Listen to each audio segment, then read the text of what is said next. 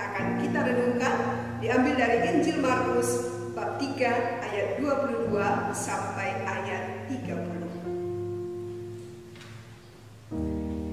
Dan ahli-ahli Taurat yang datang dari Yerusalem berkata, ia kerasukan Beelzebul, dan dengan penghulu setan ia mengusir setan. Yesus memanggil mereka lalu berkata kepada mereka dalam perumpamaan, bagaimana iblis dapat mengusir iblis? Kalau suatu kerajaan terpecah-pecah, kerajaan itu tidak dapat bertahan. Dan jika suatu rumah tangga terpecah-pecah, rumah tangga itu tidak dapat bertahan.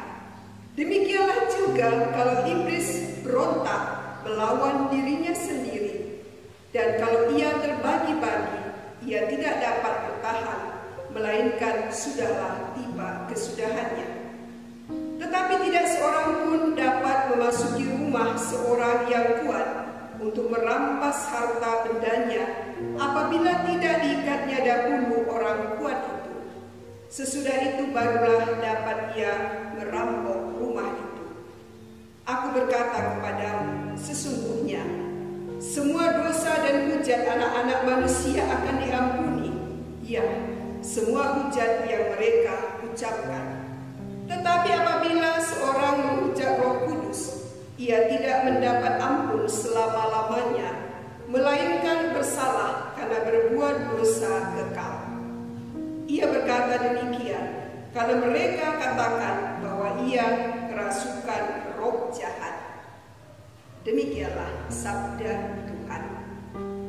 Saudara-saudari yang terkasih, semboyan ini tidak asing lagi bagi kita, yakni bersatu kita teguh, bercerai kita runtuh.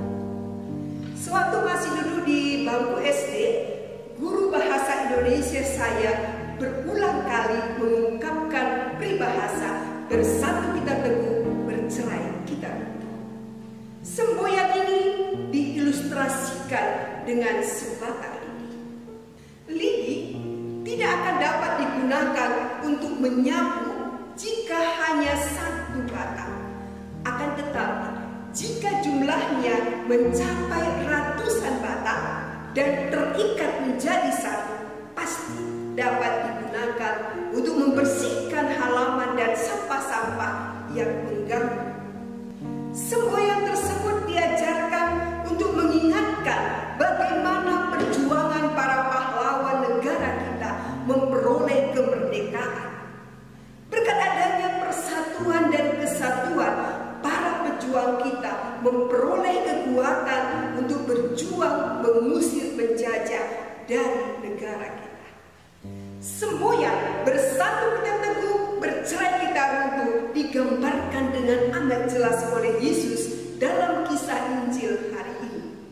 Ketika Yesus terus-menerus disudutkan oleh ahli-ahli Taurat karena sabda dan karyanya, Yesus dengan gamblang memberikan penjelasan mengenai pentingnya persatuan dan kesatuan.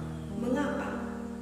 Karena ahli-ahli Taurat menuduh Yesus telah kerasukan Beelzebul yang adalah penghulu setan, dan juga menuduh Yesus mengusir setan dengan bantuan penghulu setan. Tuduhan bahwa Yesus kerasukan Beelzebul adalah sebuah hujatan terhadap Roh Kudus, sebab bukan Beelzebul atau penghulu setan yang bekerja di dalam dia, melainkan Roh Kudus. Yesus menggunakan tuduhan tersebut untuk menjelaskan bagaimana pentingnya persatuan dan kesatuan. Bagaimana iblis dapat mengusir iblis? Kalau suatu kerajaan terpecah-pecah, kerajaan itu tidak dapat bertahan. Jika suatu rumah tangga terpecah-pecah juga, rumah tangga itu tidak dapat bertahan dan bahkan akan mengalami kehancuran. Seandainya Beelzebul juga mengusir anak buahnya sendiri, kerajaannya pun tidak akan bertahan dan akan hancur. Maka jelas, kalau ingin kuat maka harus bersatu. Saudara-saudari, sebagai umat beriman, kita pun diundang untuk senantiasa membangun persatuan dengan Tuhan. Bersatu dengan Tuhan akan meneguhkan hidup beriman kita. Bersatu dengan Tuhan akan memampukan kita melawan kuasa iblis yang datang menggoda dan menjauhkan kita dari Tuhan. Bersatu dengan Tuhan membuat kita kuat menjalani setiap tantangan dan